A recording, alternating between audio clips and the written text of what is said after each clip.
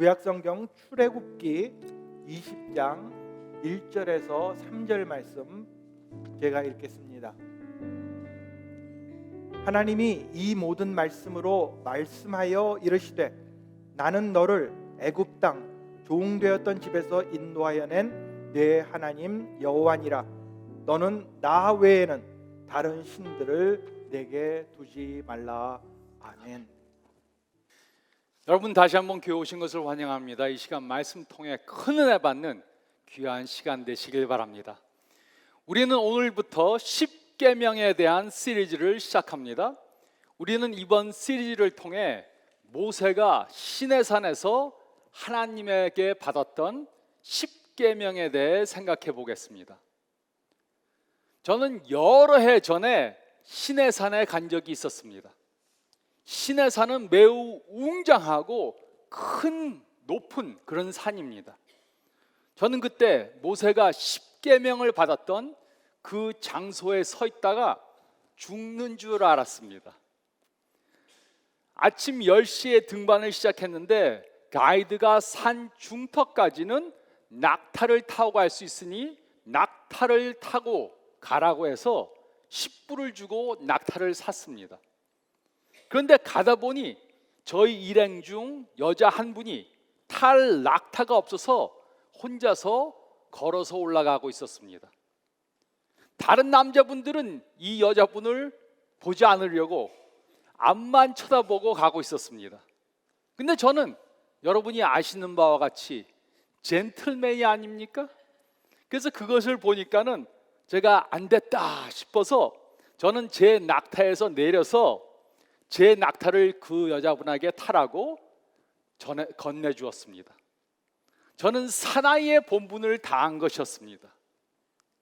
근데 15분도 안 돼서 후회가 되기 시작했습니다.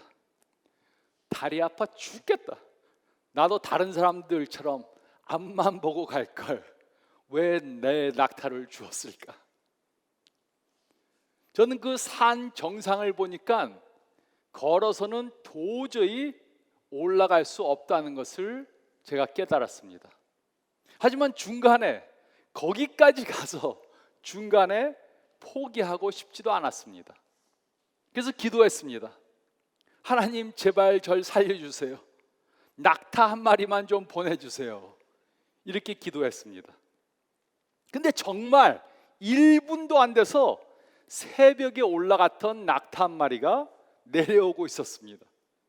그래서 저는 다른 사람들이 그 낙타를 잡기 전에 얼른 잡아서 10불을 내고 낙타를 타고 산 중턱까지 올라갔습니다. 근데 문제는 그때부터 시작이었습니다. 몇백 개의 층계를 걸어서 올라가야 했습니다. 눈이 오고 바람이 불고 엄청 추웠습니다. 산소가 부족해서 헉헉대고 10걸음 가고 쉬고 10걸음 가고 쉬고 이렇게 했습니다. 또 다리에 힘이 빠져서 다리가 후들후들 떨리기 시작했습니다. 우리가 모세를 생각하면 이스라엘을 구원한 사람, 십계명을 받은 사람으로 그렇게 생각합니다. 하지만 저는 그때 깨달았습니다. 와, 모세는 정말 산을 잘 타던 사람이었구나. 그는 샌들을 신고 시내산을 2번 올라갔습니다. 근데 저는 등산화를 신고도 헉헉대고 있었습니다. 그래도 하나님의 은혜로 산 정상에 도달했습니다. 그곳에 올라가서 보니 정말 웅장한 그런 모습이었습니다. 하나님의 위대하심을 볼 수 있었습니다. 그래서 우리 일행은 그곳에서 계획에 없었던 예배를 즉흥적으로 드리게 되었습니다. 우리는 하나님의 위대하심을 다시 한번 보았습니다. 우리는 너무나도 작고 하나님은 너무나도 위대하신 분이란 것을 다시 한번 깨달은 것입니다. 하나님의 위대하심을 경험하면 우리는 저절로 머리를 숙이고 무릎을 꿇고 하나님께 예배를 드리게 됩니다. 하나님의 위대하심을 본 사람들은 모두가 이런 경험을 해보았을 것입니다. 이번 10계명 시리즈를 통해 하나님의 위대하심에 대해 더 깊이 깨닫는 기회가 되시길 바랍니다. 또 이번 시리즈를 통해 우리가 얼마나 연약한 존재들로서 하나님을 필요로 하는지 깨닫는 기회가 되시길 바랍니다. 우리는 10계명을 매주 하나씩 생각해 보겠습니다. 10주에 걸쳐서 한 계명씩 생각해 보겠습니다. 그렇게 함으로 우리에게 10계명을 주신 하나님에 대해 더 깊이 깨닫게 되기를 바랍니다. 우리는 10계명 중 한 계명의 의미에 대해 매주 생각해 보겠습니다. 또한 하나님께서는 왜 각 계명들을 우리에게 주셨으며 우리가 우리 삶 가운데 그 계명들에 순종하기 위해 어떻게 해야 되는지에 대해서 생각해 보겠습니다. 어떤 사람들은 10계명은 우리와 이제 별 상관이 없는 오래된 구약의 법도에 불과하다고 그렇게 생각합니다. 하지만 우리는 이번 시리즈를 통해 10계명이 우리의 삶에 왜 필요한지 생각해 보겠습니다. 그리고 우리는 오늘 이 10계명 중 제1계명에 대해 생각해 보겠습니다. 제1계명은 모든 계명의 기초가 되는 그러한 계명입니다. 그리고 우리는 이 제1계명을 통해 다음에 3가지 중요한 진리를 깨달을 수 있습니다. 첫째로 저희가 읽은 말씀 가운데 3절 말씀을 보면 우리는 하나님만 섬겨야 합니다. 우리는 하나님만 섬겨야 합니다. 3절은 다음과 같이 기록했습니다. 너는 나 외에는 다른 신들을 내게 두지 말라. 이 제1계명이 무엇을 명령하고 있는가 하는 것은 이해하기 어려운 것이 아닙니다. 이 계명은 모든 사람들은 하나님만을 하나님으로 섬겨야 한다고 말해주고 있습니다. 즉 하나님께서 우리의 넘버원이 되게 해야 합니다. 우리는 모든 것들을 전부 다 하나님 아래에 두어야 합니다. 우리는 그 누구도 그 어떤 것도 하나님 위에 두어서는 안 됩니다. 우리는 하나님만이 우리의 모든 것들을 주관하시게 해야 합니다. 그러므로 우리는 이 명령이 무엇을 명령했는가 하는 것은 분명히 이해할 수 있습니다.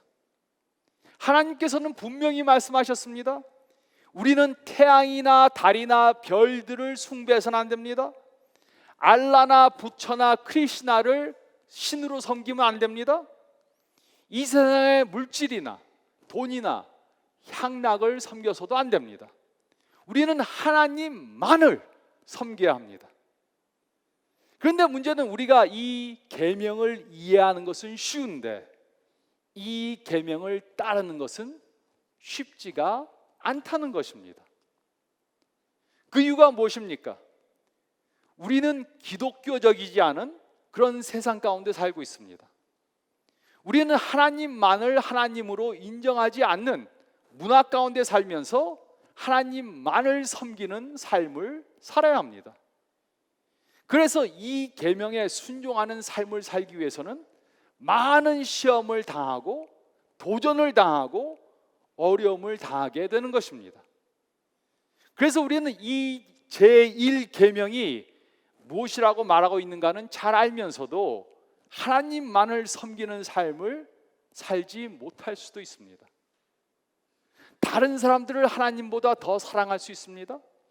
물질의 노예가 되어서 살 수 있습니다.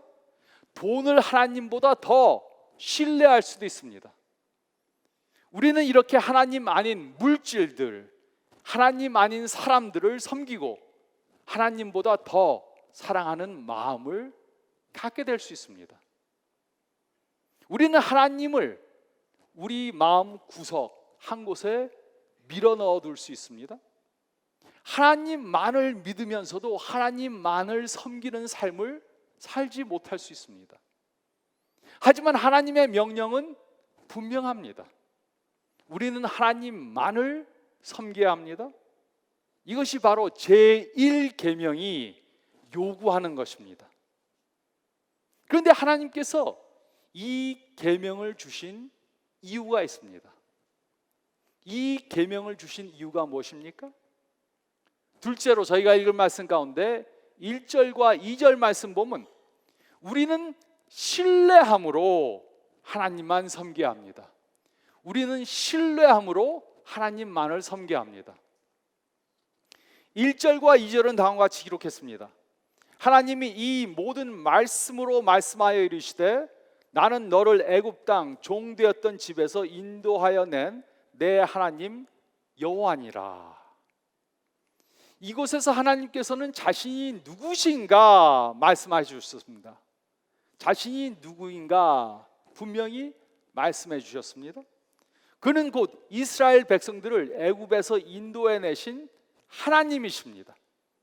그리고 이 말씀은 왜 우리가 제1계명에 순종해야 하는지 그 이유를 말해주고 있습니다. 이스라엘이 하나님만을 섬겨야 하는 이유는 그가 바로 이스라엘 백성들을 애굽에서 인도해내신 하나님이시기 때문입니다. 하나님은 그것을 약속하셨고 그 약속을 이행하셨습니다. 그래서 그들은 하나님을 신뢰할 수 있는 것입니다. 그리고 그들은 그 이유 때문에 하나님을 신뢰하기 때문에 하나님만을 섬겨야 하는 것이었습니다. 그런데 어떤 사람들에게 이 계명은 걸림돌이 됩니다. 하나님은 왜 자신만을 섬기라고 하신 것인가? 왜 다른 신들을 섬기면 안 되는가? 왜 하나님께서는 독점적이고 편협한 명령을 주신 것인가? 하나님께 무슨 자존감의 문제가 있는 것인가? 어떤 사람들은 하나님이 이기주의적이고 개인주의적이라고 생각합니다. 그러므로 하나님께서 이 계명을 우리들에게 주신 이유가 무엇입니까? 왜 다른 신들을 섬기지 말라고 하신 것입니까? 하나님이 이기주의적이고 자존감에 문제가 있는 그런 분이십니까? 물론 아닙니다. 하나님께서 자신만 섬기고 자신에게만 예배를 드리라는 이유가 있습니다. 그것은 세상의 다른 것들이나 다른 사람들은 전부 다 우리가 궁극적으로 신뢰할 수 없기 때문입니다. 우리는 다른 것들이나 다른 사람들을 전적으로 믿을 수도 없고 신뢰할 수도 없습니다. 그래서 우리는 하나님 이외에 다른 것들, 다른 사람들을 섬겨서는 안 되는 것입니다. 어떤 남자에 대한 이야기를 들은 적이 있습니다. 그는 30대 중반에 결혼을 했습니다.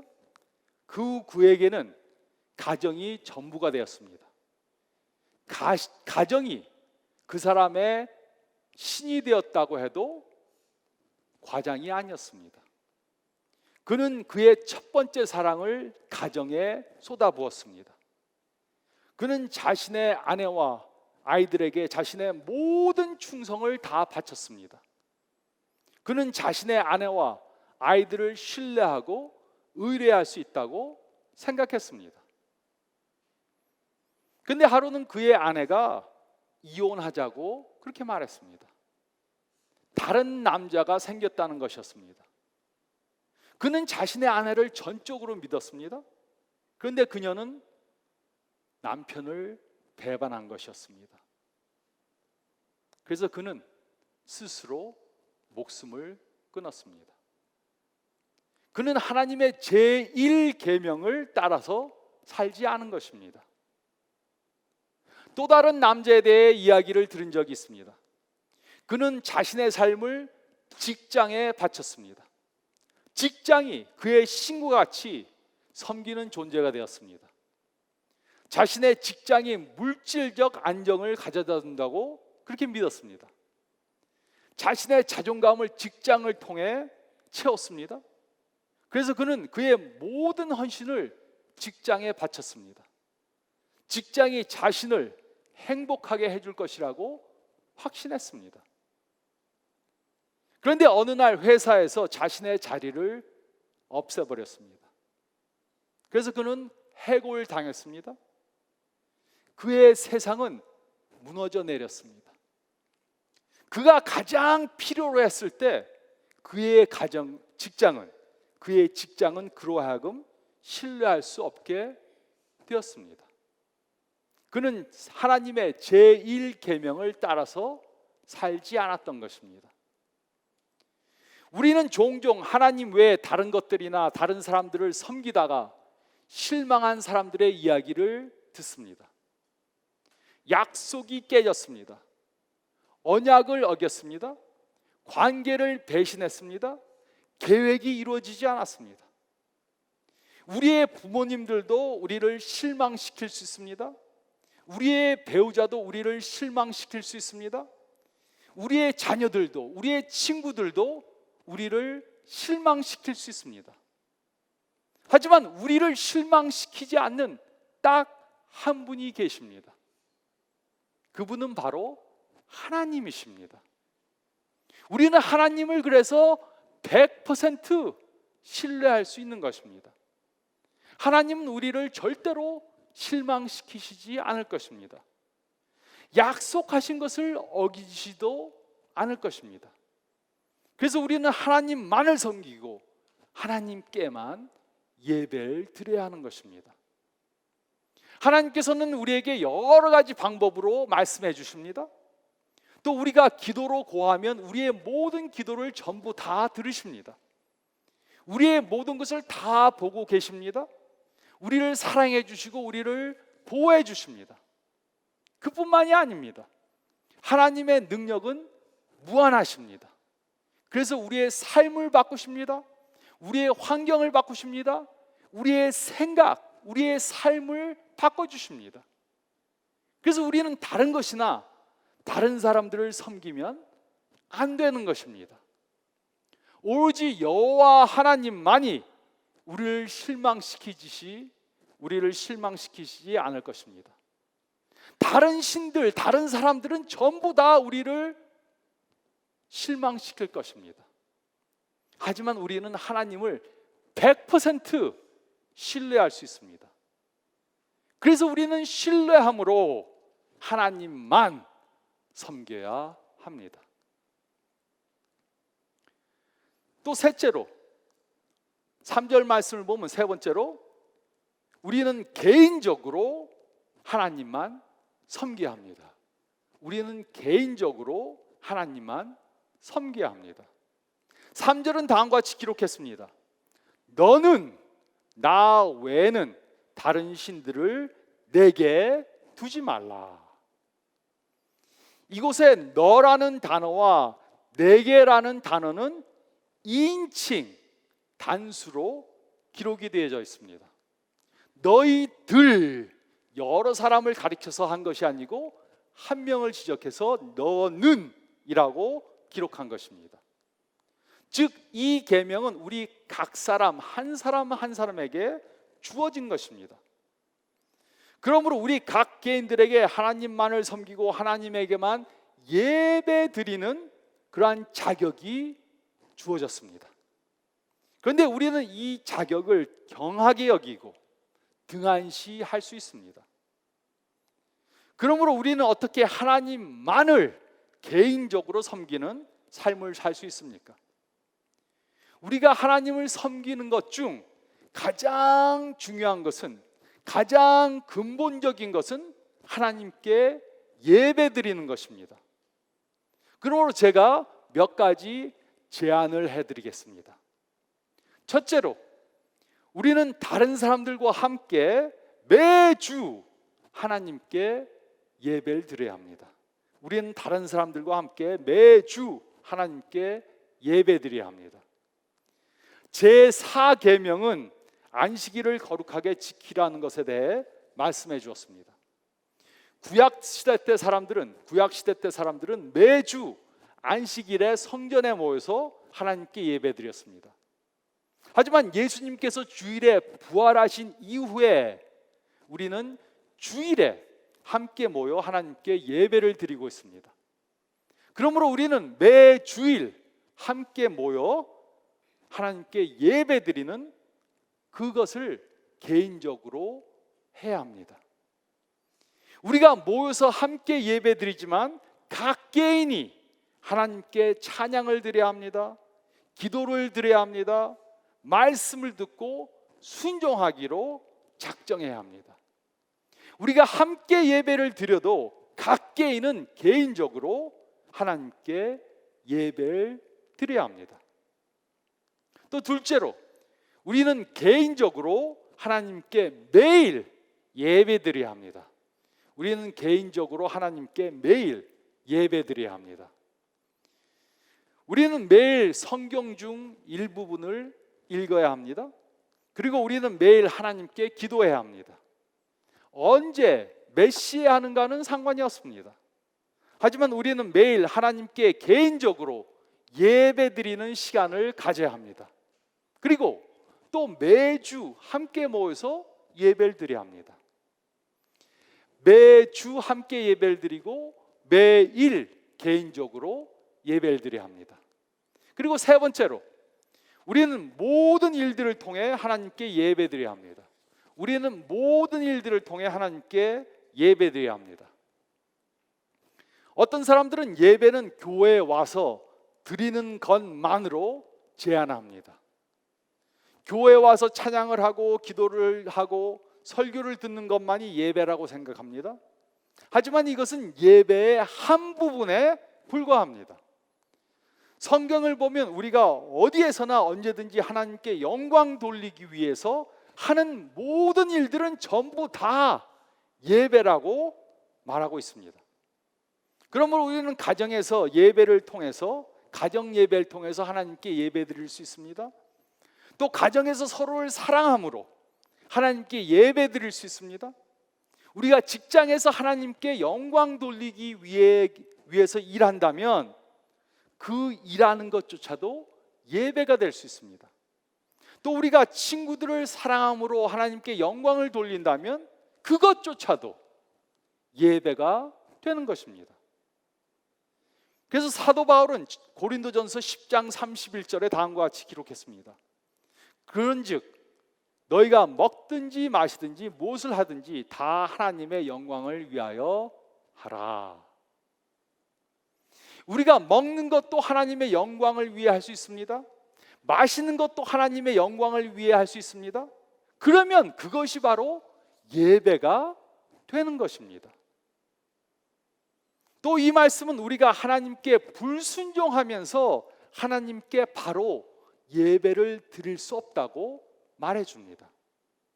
우리가 하나님의 명령이 무엇인가 안다면 우리는 그 명령에 순종해야 합니다.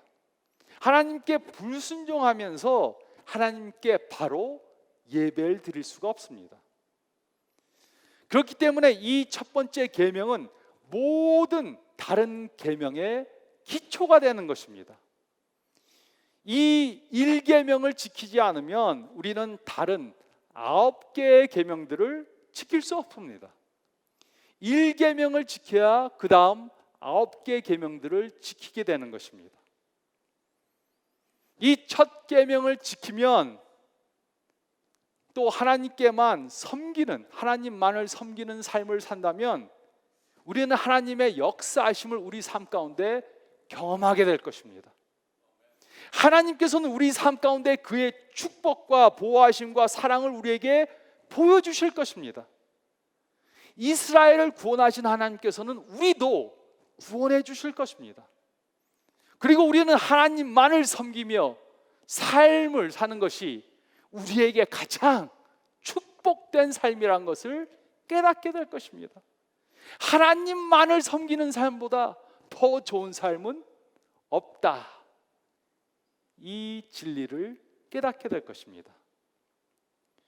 물론 하나님만을 섬기기 위해서는 희생해야 하는 것들이 있을 수 있습니다.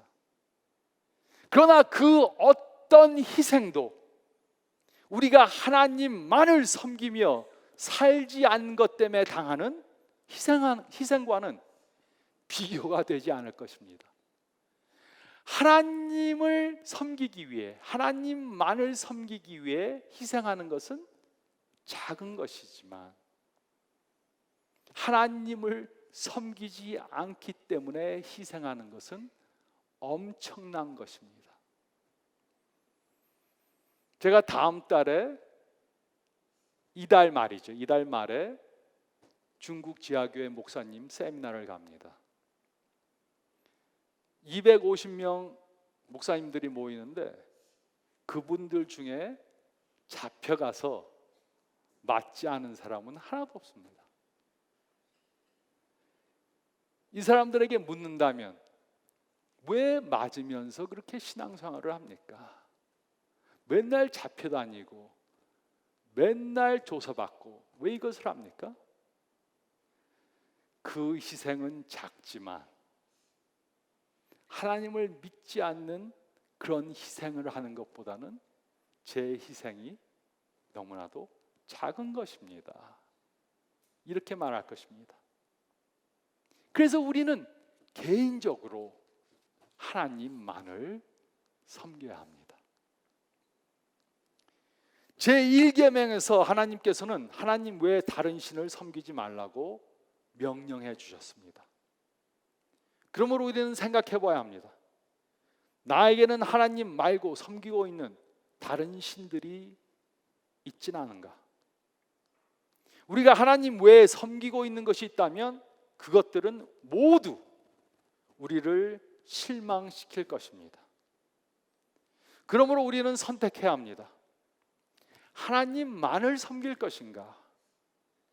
아니면 다른 것들을 신으로 섬길 것인가? 우린 질문해 봐야 합니다. 나의 삶의 넘버원이 누구인가? 나는 정말 누구를 예배하며 섬기는 삶을 살고 있는가? 하나님의 명령은 분명합니다. 하나님만 섬겨야 합니다. 그 이유가 무엇입니까? 하나님만 신뢰할 수 있기 때문입니다. 그래서 우리는 신뢰함으로 하나님만 섬겨야 합니다. 그것을 어떻게 할 수 있습니까? 우리는 개인적으로 하나님만 섬겨야 합니다.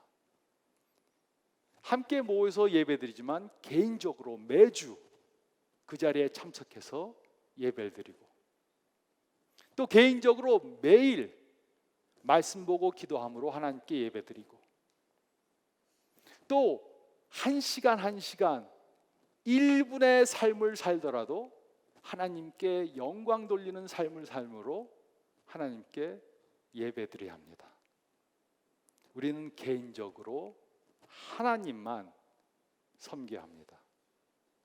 이렇게 하나님만 섬기는 삶을 사시는 저와 여러분들이 되므로 무한한 하나님의 축복을 경험하며 사시는 저와 여러분들이 되시기를 좋으신 예수님의 이름으로 축원드립니다.